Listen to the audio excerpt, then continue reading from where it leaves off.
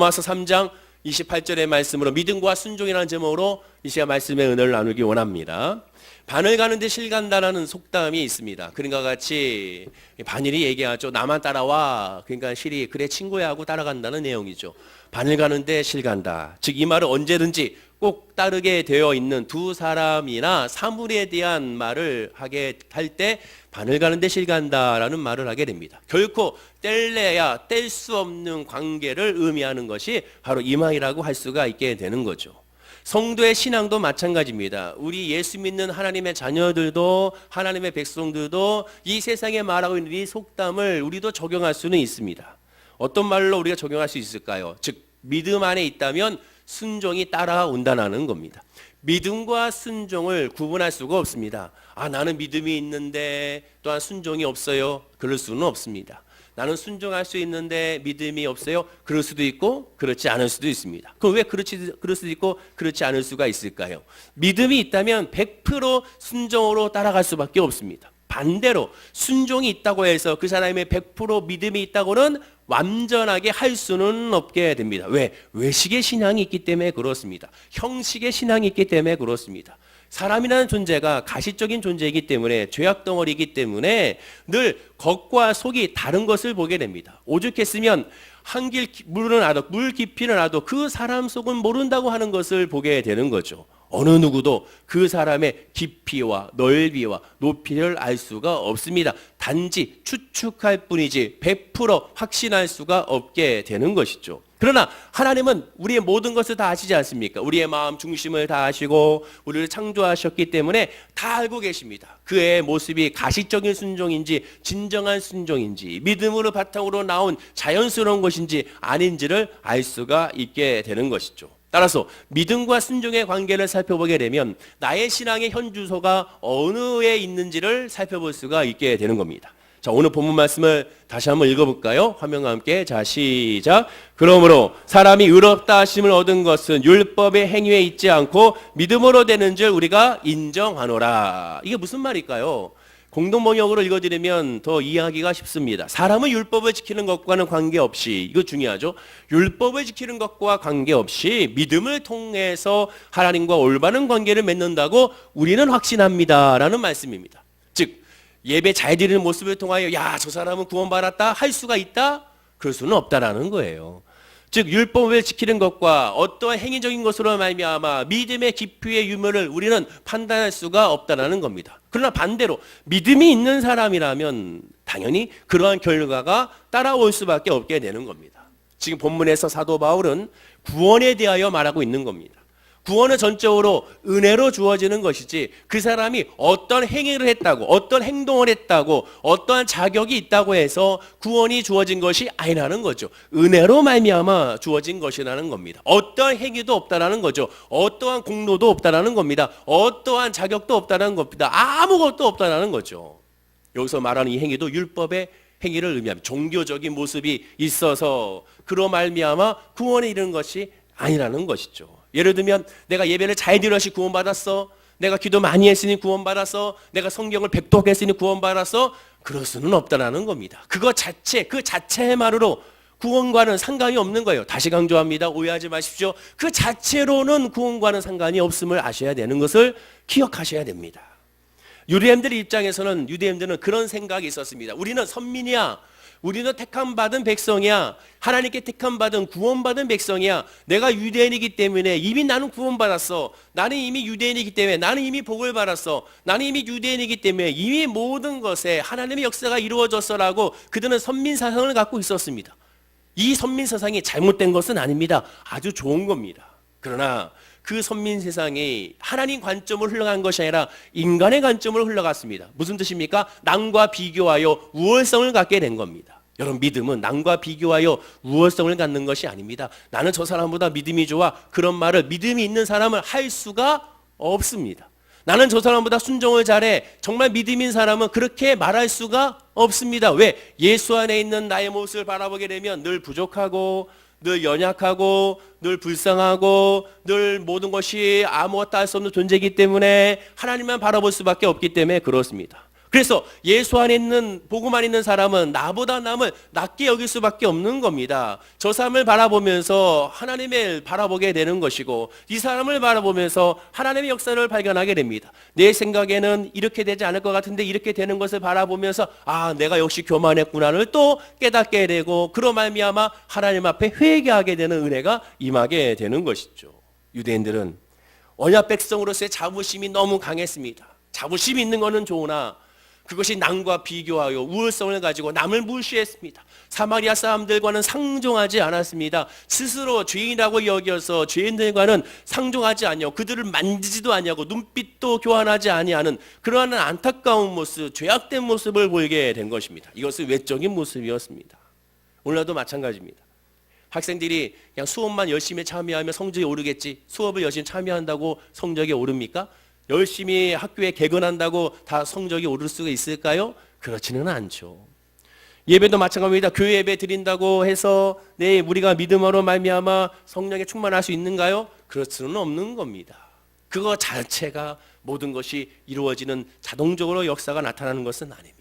갈라디아서 2장 16절에 이렇게 말씀합니다. 이 말씀도 다 함께 한번 화면과 함께 읽어보겠습니다. 사람이 의롭게 되는 것은 율법의 행위로 말미암음이 아니요 오직 예수 그리스도를 믿음으로 말미암은 줄 알므로 우리도 그리스도 예수를 믿나니 이는 우리가 율법의 행위로서가 아니고 그리스도를 믿음으로써 의롭다함을 얻으려 함이라. 율법의 행위로서 의롭다함을 얻을 육체가 없느니라. 하나님의 말씀, 율법이 말씀이거든요. 말씀에 비춰봤을 때 의롭다 할 육체가 한 사람도 없다라는 겁니다. 어떠한 목사도, 어떠한 장로도, 어떠한 권사도, 어떠한 안식사도 어느 누구도 말씀으로 다 비춰보게 되면 다 죄인이고 다 연약하고 다 부족한 존재인 것입니다. 그러니 믿음이 있다고 한다는 사람 특징이 뭐가 되겠습니까? 어떻게 됩니까? 남의 우월성을 드러내는 것이 아니라 나는 부족한 사람입니다. 나는 교만한 사람입니다. 나는 예수가 필요한 사람입니다라고 늘 겸손할 수밖에 없는 겁니다. 우리가 오해하지 말아야 될 것이 구원은 믿음으로 얻는 거구나. 그러니 믿음은 좋은 것이고 행위는 안 좋은 것이구나. 이렇게 생각하시면 또 안 되는 겁니다. 에베소서 2장 8절에 말씀하기를 너희가 그 은혜로 인하여 믿음으로 말미암아 구원을 얻었나니 이것이 너에게서 난 것이 아니요 하나님의 선물이다라고 말했습니다. 우리의 믿음 자체로 나서부터 난 것이 아니라 은혜로 난 것이라고 분명히 다시 한번 강조합니다. 그러면서 강조하기 이건 하나님의 선물이라는 것이죠. 즉 하나님으로부터 왔다라는 겁니다. 행위도 하나님으로부터 온 거지 나로부터 온 것이 아니라는 거죠. 예배하는 것이 내가 해서 예배하는 것이 아니라 이것도 은혜라는 겁니다. 내가 이 11시 예배에 내가 나온 거예요. 아니라는 거예요. 그 안에는 하나님의 역사가 있었다라는 것입니다. 내가 기도한 거예요. 아니에요. 하나님의 역사가 있었다라는 거예요. 내가 이룬 거예요. 아닙니다. 하나님의 역사가 있었음을 깨달아야 되는 겁니다. 그렇다면 믿음과 순종이라 하는 것이 아니라 이렇게 말해야 됩니다. 믿음의 순종이다라고 해야 됩니다. 왜? 믿음 안에서 믿음으로부터 흘러와 순종으로 연결되기 때문에 그렇습니다. 그럼 믿음이 잘하면 순종이 잘할까요, 여러분? 또는 순종이 잘하면 믿음이 잘할 수 있을까요? 우리가 자칫 잘못하는 것이 생각하는 뭐냐? 순종을 잘하면 믿음이 잘할 거라고 생각합니다. 물론 그럴 수도 있고 아닐 수도 있습니다. 그러나 자칫 잘못하면 순종이 자라서 믿음이 자란 것보다 순종이 자라야 교만이 자랄 수가 있습니다. 내가 이만큼 했어. 내가 이만큼 경력이 있어. 내가 이렇게 해봐서 아는데 이러한 마음이 생기게 되는 거죠. 그러나 믿음이 자라면 순종이 자라면서 늘 겸손하게 낮아지게 되는 겁니다. 우리가 이에 대한 가장 많이 알고 있는 말씀이 있습니다. 야고보서 2장 18절 말씀입니다. 이 말씀 우리 큰 소리로 화면과 함께 읽어보겠습니다. 너는 믿음이 있고 나는 행함이 있으니 행함이 없는 내 믿음을 내게 보이라. 나는 행함으로 내 믿음을 내게 보이리라. 행위가 아니라 믿음을 강조했던 사도 바울도 사도 바울의 서신서 곳곳에 일관되게 순종, 그 행함을 계속 강조하고 있습니다. 그런데 행함을 강조할 때 그 앞에 꼭 강조하는 것이 믿음으로 말미암은 행함이라는 거죠. 믿음으로 말미암은 예배, 믿음으로 말미암은 기도, 믿음으로 말미암은 봉사, 믿음으로 말미암은 헌신, 믿음으로 말미암은 예물드림이 되어야 한다는 겁니다. 믿음을 제외하고서는 절대로 그 모든 것이 하나님께 연락이 될 수가 없다라는 거예요. 너희가 선물로 받은 그 믿음을 하나님이 주셨기 때문에 그래서 자랑치 못한다는 거예요. 누가 구원을 자랑할 수 있습니까? 누구도 구원을 자랑할 수 없어요. 예수님을 자랑하게 됩니다. 왜? 내가 한 것이 아니기 때문에. 내가 한 것이 아니니 예수를 증거하게 되죠. 질병에서 치료받았습니다. 그럼 뭘 자랑하게 됩니까? 질병 치료받은 걸 자랑하는 것이 아니라 예수를 자랑할 수밖에 없어요. 그게 중요한 것이 아니고 내가 예수를 만났기 때문에 치료받았다니까. 내가 승진했습니다. 승진이 중요한 것이 아니고 내가 예수님께 구하고 예수님을 만났더니 하나님께 역사해 주셨다니까. 이게 되는 거예요. 그게 중요한 게 아니야. 내가 예수를 만나서 내가 예수 믿는 사람들이 한심하게 여겼는데 내가 이 질병을 계기로 이 문제를 계기로 예수를 만나자 말씀이 들어와. 말씀이 이해가 돼. 내가 기도하고 싶어져. 생각해봐. 내가 주일날이면 놀러간 내가 지금 교회 가고 있지 않냐? 이게 놀라운 것이지 아니니? 이렇게 고백하게 된다는 거예요. 그것이 바로 믿음으로 말미암은 순종의 역사로 나타나게 되는 겁니다. 빌립보서 4장 9절에 말씀하기를 너희는 내게 배우고 받고 듣고 본바를 행하라. 그리하면 평강의 하나님이 너희와 함께 계시리라고 말씀합니다. 빌립보 교회 성도들에게 사도 바울에게서 배우고 받은 것이 무엇입니까? 두 가지죠. 하나는 복음이고 하나는 가르침. 그 가르침은 예수 그리스도의 가르침. 복음과 가르침은 변하지 않습니다. 복음과 가르침은요 달라지지 않습니다. 그때가 아닙니다. 복음과 가르침은 확실한 가르침인 것이죠. 인간의 가르침은 확실하지가 않습니다. 오늘 오전에 6시 30분에 여의도 순복음교회에서 그 봉사자 예배를 인도하고 왔습니다. 한 500명의 성도님들이 봉사하기 전에 연말이니까 다 모여가지고 남성들이고 다 남성교회니까 남성분들만 그 여의도 성도님들 또 하얀색 가운 입잖아요. 양복. 세상에 500명이 다 하얀색 다 입고 있는데 저 혼자 검정색 입고 있으니까 왠지 왕따 된 기분이더라고요. 쫙 앉아 있는데요. 근데 이제 예배가 딱 시작이 됐습니다. 너무 아름답게 30분 동안 막 찬양하고 7시 딱 되니까 이제 사도신경이 다 들어가고 또 찬양 드리고 그 다음에 이제 장로님이 나오셔서 대표기도를 하십니다. 얼마나 대표기도를 은혜롭게 하시는지. 근데 문제가 하나 발생하게 됐어요. 오늘 강사로 와주신 월계 순복음교회 더 이상 말씀 안 하십니다. 이상하네. 뒤에서 앉아있는데 왜 말씀 안 하실까? 그래서 오늘 또 강조합니다. 오늘 말씀으로 강사로 오신 월계 순복음교회 또 말씀 안 하시고 침묵이 이루어지게 되는 거죠. 왜? 제 이름을 잊어먹은 거예요. 제 이름을 잊어먹은 거예요. 근데 더 웃긴 이제 장면이 나타났습니다. 옆에 있던 다른 장로님께서 제 이름을 알려주시는 거예요. 최환용 목사님. 아닌데 제가 무슨 최환용입니까? 화용 목사인데. 더 기가 막힌 거 그 옆에 있었던 우리 또 안수일사님께서 최환용 목사님. 화용이죠. 환용이 아니고 환용도 아니고 룡도 아니고 용도 아니고 최화용. 제가 앉아있다가 최화용 목사입니다라고 말하고 싶었습니다. 끝끝내 결국 최환용 목사님으로 이렇게 기도를 하시더라고요. 사람이 가르쳐주는 거는요 정확하지 않습니다. 정확한 것 같으나 정확하지가 않아요. 완전하지가 않습니다. 그래서 뭐라고 합니까? 진리가 아니죠. 일리, 하나의 이론에 불과한 거예요. 진리는 하나, 예수 그리스도밖에 없습니다. 옆에 분에게 인사하겠습니다. 진리는 예수 그리스도입니다. 인사하시기 바랍니다.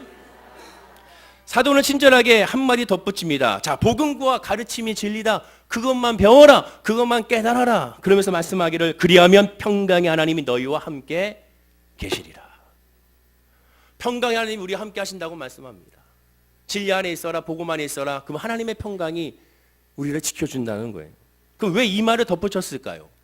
믿음을 따라 말씀대로 살려고 할 때 그들에게 닥치는 어려움과 조롱과 멸시와 핍박과 두려움에 대하여 누구보다도 잘 알고 있었기 때문에 그렇습니다. 즉 예수 믿는다고 해가지고 핍박이 없을 수가 없다라는 거죠. 고난이 없을 수가 없습니다. 질병이 없을 수가 없어요. 물질의 어려움이 없을 수가, 사람의 어려움이 없을 수가 없습니다. 2018년도 올해 얼마나 힘드셨습니까? 얼마나 어려웠습니까? 얼마나 아프셨습니까? 내년에 없을까요? 내년에도 시험 다가오고 내년에도 어려움 다가오고 내년에도 눈물이 흘릴 일이 있습니다. 죄송하지만. 그러나 우리가 예수 믿는 자로서 다른 점 뭡니까? 와오라 이거죠. 핍박아 와라, 고난아 와라, 어려움 와라. 이미 나는 넉넉히 예수 안에서 이겼다를 깨닫는 존재가 예수 안에 있는 저와 여러분을 기억해야 되는 겁니다. 그 말을 지금 사도 바울이 하고 있어요. 와라, 나는 평안하다는 거죠. 와라, 나는 기쁘다는 거죠. 와라, 나는 이미 준비가 되어 있다는 겁니다. 나는 요동치지 않는다는 겁니다. 여호와는 나의 반석이시니 내가 부족함이 없기 때문이라고 고백하게 되는 것이죠. 하나님은 약속의 말씀을 주셨습니다. 그 약속의 말씀이 하나님의 평강을 주셨다는 거죠. 하나님의 평강으로 약속하셨다는 것에 주목해야 되는 겁니다. 그리고 그 하나님의 평강은, 하나님의 평화는 세상이 주는 것과는 다르다고 하지 않습니까? 요한복음 14장 27절입니다. 다 함께 한번 읽어볼까요? 시작. 평안을 너에게 끼치노니 곧 나의 평안을 너희에게 주노라. 내가 너에게 주는 것은 세상이 주는 것과 같지 아니하느니라. 너희는 마음에 근심하지도 말고 두려워하지도 말라. 세상과 다른 평안과 평강이라고 말합니다. 그럼 세상의 평강과 평안은 뭡니까? 눈에 보이는 거죠. 눈에 잡히는, 손에 잡히고 눈에 보이고 귀에 들리는 겁니다. 아프면 나아야 평안하죠. 물질에 어려움이 있으면 통장에 돈이 채워져야 평안하죠. 돈 쓰지 않아도 지갑이 두툼해야 든든한 것이 인간의 모습이지 않겠습니까? 우리는 뭔가 눈에 보이고 가진 것이 있어야 비로소 마음의 평안을 찾는 존재입니다. 그러나 그것도 그때뿐이죠. 금방 또 요동치는 것이 세상적인 평화에 불과합니다. 그러나 지금은 세상과 다른 평화입니다. 어떤 평화입니까? 하나님이 주시는 평안입니다. 그것은 절대로 요동치지 않는 평안입니다. 부족함을 느끼지 못하는 평안입니다. 늘 감사한 평안이 되는 겁니다. 그리고 그 평강의 근원은 어디 있습니까? 예수 그리스도 말씀에 있다고 지금 강조하고 있게 되는 겁니다. 그렇습니다. 믿음은 말씀으로만 자라게 되는 거예요. 그런데 말씀을 안 읽으면 어떡합니까? 그런데 말씀을 묵상하지 않으면 어떡해요? 말씀을 듣지 않으면 어떡합니까? 나는 믿음이 있어요. 난 믿음 좋아요. 근데 예배하지 않으면 어떡합니까? 그 믿음이 없는 거예요. 나는 하나님을 바라보고 하나님을 의지합니다. 하나님은 전능하신 하나님을 믿습니다. 그런데 기도하지 않아요. 왜 그렇습니까? 안 믿는 거예요. 그거는 안 믿는 거예요. 믿는다면 구하죠. 믿는다면 말씀에 아멘하죠. 당연히 그럴 수밖에 없죠. 지난주에도 말씀드렸지 않습니까? 위험의 권위자가 있으면 어떻게든지 찾아가잖아요. 어떻게든지 찾아가서 어떻게든지 백을 쓰든 뭘 쓰든 해가지고 어떻게 연결 사돈의 팔처 연결해서 그 원장하고 좀 아는 사람 의사하고 아는 사람 연결해가지고 그리고 어떻게든지 석 달 뒤에 받아야 될 진료를 땡기고 나서 그 다음에 할렐루야 하나님의 은혜로 내가 땡겼습니다라고 말하지 않습니까? 이것이 세상적인 방법이죠. 믿음 안에 있으면 정말 하나님을 믿는다면 구하게 되어 있고 기도하게 되어 있고 맡기게 되어 있는 겁니다. 옆에 분에게 인사할까요? 하나님은 살아계십니다. 인사하겠습니다. 무엇보다도 하나님이 정말 살아계신 하나님 믿는다면 행동이 따라갈 수밖에 없어요. 그래서 행동이 따라갈 수밖에 없습니다. 열매를 보고 알지라. 그게 바로 믿음의 행동이에요. 믿는다면 예배하게 되어 있고 믿는다면 기도하게 되어 있고 믿음이면 드려지게 되어 있습니다. 야고보서 2장 18절에 아까 나눈 말씀, 너는 믿음에 있고 나는 행함이 있으니 행함이 없는 내 믿음을 내게 보이라. 난 행함으로 내 믿음을 내게 보이리라 라고 말씀합니다. 이 말씀에 주의할 점은 믿음이 있는데 행함이 없는 것이 아니라 스스로 믿음이 있다고 말할 뿐 행함이 없다라는 겁니다. 다시 강조합니다. 믿음은 있는데 행함이 없는 것이 아니라 스스로 믿음이 있다고 착각하는 것을 말하게 됩니다. 오늘날 솔직히 우리의 모습은 어떨까 한번 생각해 봐야 되죠. 나는 과연 혹시 착각하고 있지는 않는가? 가짜 믿음을 가지고 진짜 믿음이라고 착각하고 있지 않는가? 예수 복음이 아닌 다른 복음을 가지고 예수 복음이라고 착각하고 있지 않는가 살펴봐야 되는 겁니다. 예수님은 마태복음 25장 21절에도 이렇게 말씀하셨습니다. 순종에 대한 즉각적으로 예수님은 이렇게 반응하시죠. 그 주인이 이르되 잘하였도다 착하고 충성된 종아, 내가 적은 일에 충성하였으며 내가 많은 것을 내게 맡기니 내 주인의 즐거움에 참여할지이다. 예전에도 마태복음 강해를 할 때도 이 말씀을 잠깐 나눈 적이 있는데 이 말씀의 핵심이 뭡니까? 달란트 비유의 핵심이 뭐예요? 달란트를 더 많이 늘어난 것을 배로 늘어난 것이 핵심입니까? 그것이 아니에요, 여러분. 그것은 인간적인 해석이죠. 우리가 좋아하는 해석이죠. 세상적으로 1달란트 했더니 1달란트가 또 늘어나고 5달란트 또 5달란트가 늘어난다. 그것은 세상적인 방식이고요. 여기서 말하는 핵심은 바로 뒷부분입니다.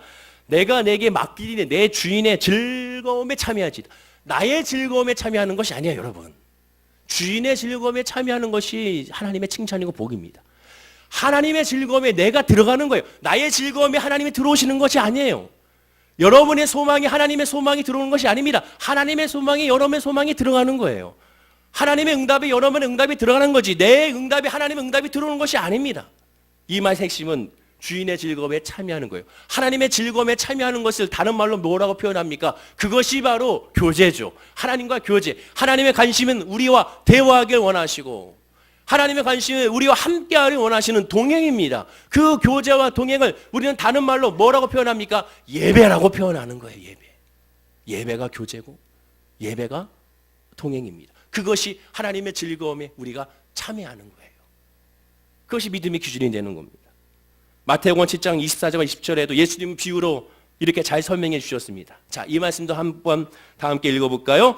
그러므로 누구든지 나의 이 말을 듣고 행하는 자는 그 집을 반석 위에 지은 지혜로운 사람 같으리니 비가 내리고 창수가 나고 바람이 불어 그 집에 부딪히되 무너지지 아니하나니 이는 주추를 반석 위에 놓은 까닭이요 나의 이 말을 듣고 행하지 아니하는 자는 그 집을 모래 위에 지은 어리석은 사람 같으리니 비가 내리고 창수가 나고 바람이 불어 그 집에 부딪히며 무너져 그 무너짐이 심하니라.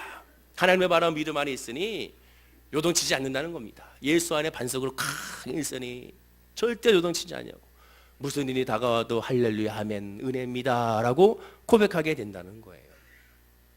오늘날 우리의 현실은 어떻습니까? 예수님의 제자들 보십시오. 무려 3년 반 동안 예수님과 함께 먹고 자고 듣고 기적을 보고 기적을 체험하고 또한 예수님과 함께 모든 은혜와 모든 것을 경험했습니다.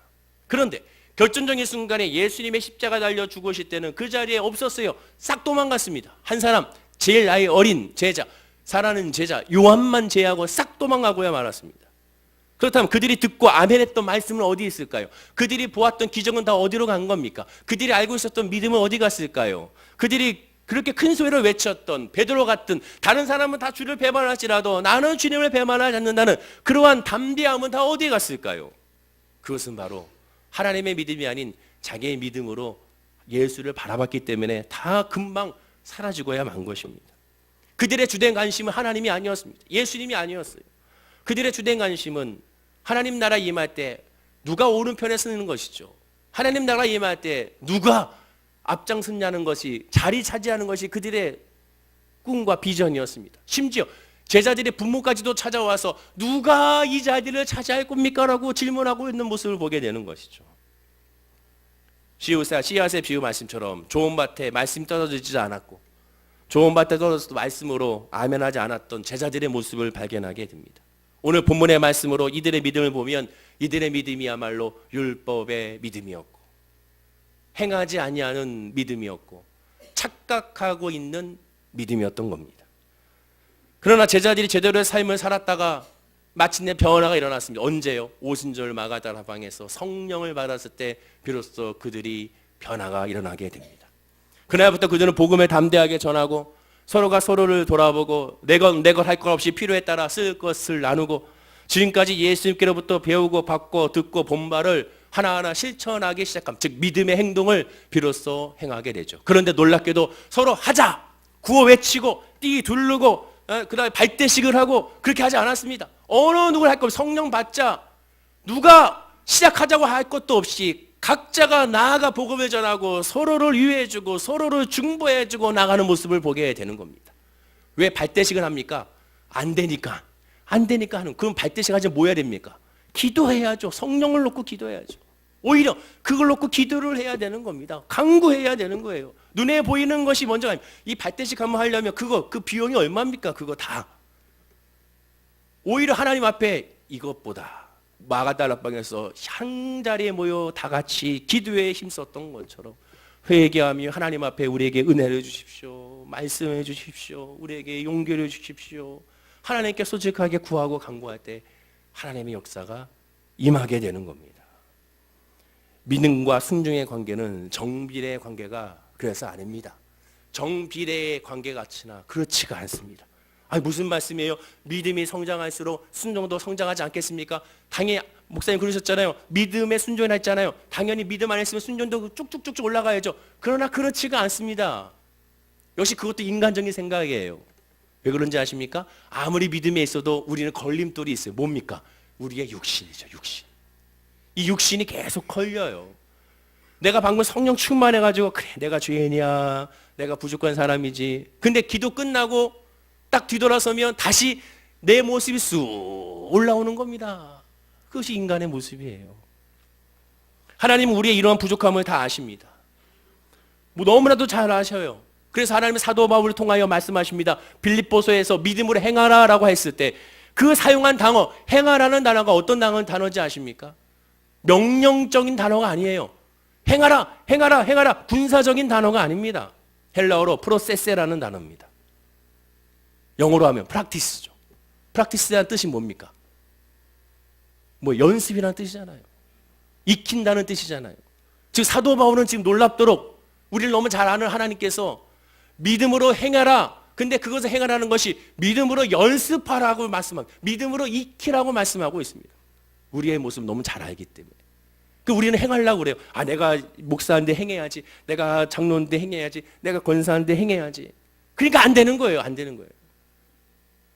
그것조차도 인정해야 됩니다. 나는 안 되는구나. 나는 부족하구나. 그것조차도 하나님께 맡기고 연습해야 되는 겁니다. 언제까지? 주님이 부르시는 그날까지. 이 육신에 있는 한 우리는 매일매일 연습하는 거예요.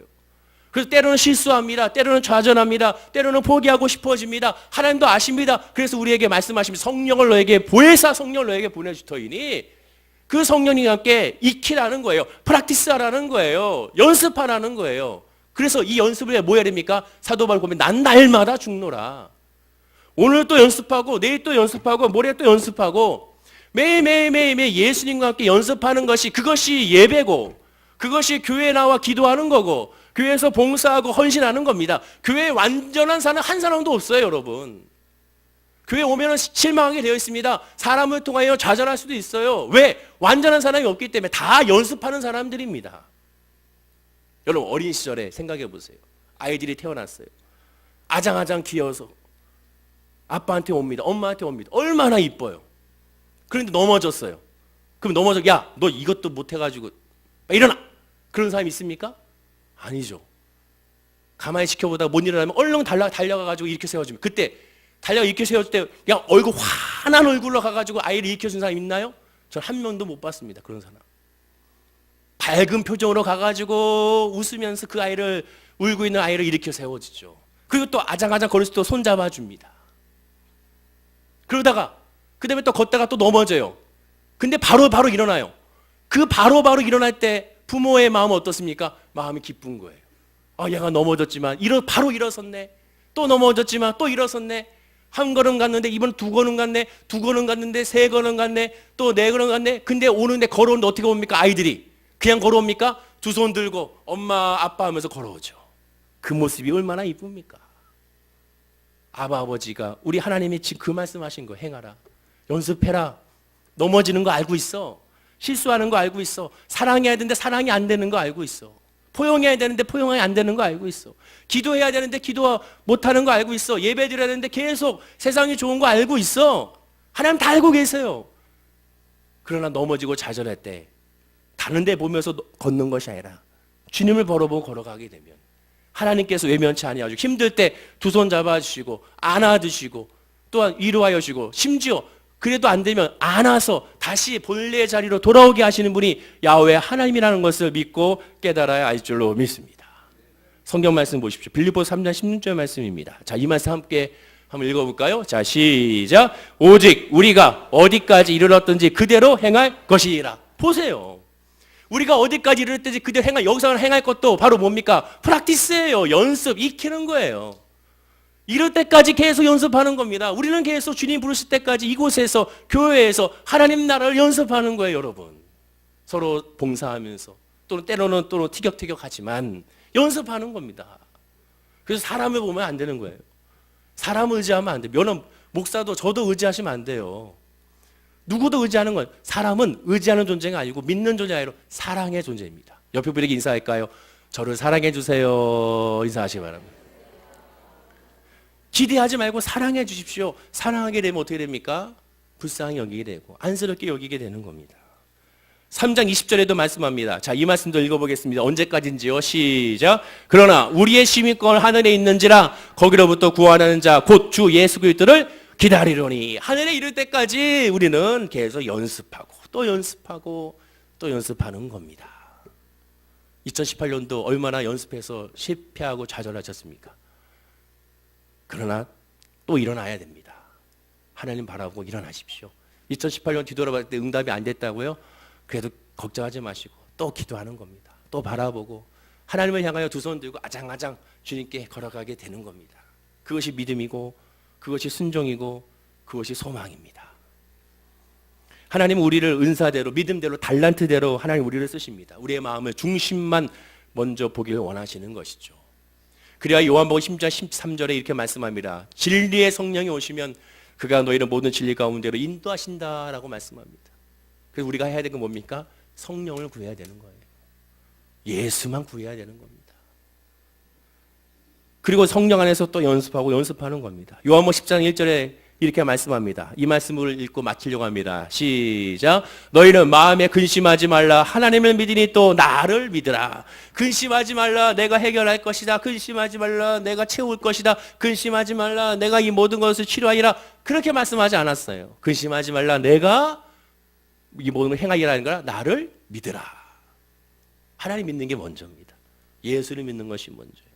사랑하는 성도님들, 오늘 우리 시간에 성찬 예배를 통하여 예수 안에 거하기를 간절히 축원을 드립니다. 믿음 안에 거하면 좌절하지 않고요. 믿음 안에 거하면 승리하게 됩니다. 내년에 어떻게 살아갈 것인가 고민하다가 안 되면 그냥 맡기세요. 하나님 지혜를 주십시오. 그리고 하나님께 맡깁니다. 그러나 내가 어리석게도 주님의 음성에 귀 기울이지 못하고 깨닫지 못한 어리석이 없도 늘 성령으로 나에게 깨달음을 주십시오 라고 기도하게 되면 하나님께서 그 마음 가운데 깨달음을 주시고 은혜를 주시고 소망을 부어주게 될 줄로 믿습니다. 자, 오늘 시간부터 계속 연습하는 겁니다. 연습할 기회가 또 주어졌어요. 뭡니까? 내일부터 오병이어 새벽 예배가 있습니다. 2018년도 1월부터 11월까지 난 한 번도 못 나온 분들이 있습니까? 걱정하지 마. 또 연습의 기회가 시작이 됐어요. 내일부터 마지막 2018년도 12월 오병이어 새벽 예배가 있습니다. 마지막이니까 다시 한번 기회를 잡으셔서 나와서 예배하는 우리 모든 성도님들이 또한 될 줄로 믿습니다. 그러나 혹 못 나오더라도 또 실망하지 마십시오. 그 다음에 1월달부터 12월 12일 12강주리 새벽 예배가 또 준비되어 있습니다. 또 실망하지 마십시오. 못 나온다고. 그 다음 달 2월달에 분명히 또 오병이어 새벽 예배가 있게 될 것입니다. 그러나 기억하십시오. 그때와 그 시는 아무도 모릅니다. 내일은 난 몰라요. 하루하루 살아요. 지금 이 시간 기도할 수 있을 때, 예배할 수 있을 때, 하나님을 부르짖고 찾을 수 있을 때 찾는 우리 모든 성도님 되기를 간절히 축원을 드립니다. 어저께 안타까운 소식이 들렸잖아요. 헬기가 떨어져가지고 한 분이 사망하셨습니다. 근데 그 헬기가 뜬 이유가 뭐라고 하죠? 우리 월계동에 있는 그 산불 나가지고 그 산불 끌러 한강에서 물 들어갔다가 거기서 추락해가지고 한 분이 정비사님이 사망하고야 말았죠. 그분이 사망할지 누가 알았겠습니까? 아무도 모르는 거죠. 우리는 내일은 모릅니다. 지금 이 순간 기도하고 지금 이 순간 사랑하고 지금 이 순간 고백해야 될 줄로 믿습니다. 그런 의미에서 옆에 분에게 인사하겠습니다. 예수 안에서 사랑합니다. 인사하겠습니다. 기도하겠습니다. 아버지 하나님 감사합니다. 주님을 바라보는 우리 모든 성도님들이 되게 하여 주옵소서. 부족하고 연약하고 나약합니다. 아버지 하나님 우리의 믿음이 하나님의 믿음으로 채워주시고 성령의 충만함으로 말미암아 행할 수 있는 은혜가 우리 모든 성도님들의 믿음과 마음과 삶 가운데 있게 하여 주시옵소서. 예수 믿음으로 말미암아 더 이상 흔들리지 아니하고 좌절하지 아니하고 그 믿음으로 한 발짝 아장아장 주님께로 두 손 들고 걸어가는 우리 모든 성도님들 그 즐거움에 참여하는 예배자들이 되게 하여 주옵소서. 감사드리며 예수님의 이름으로 기도드립니다. 아멘. 오늘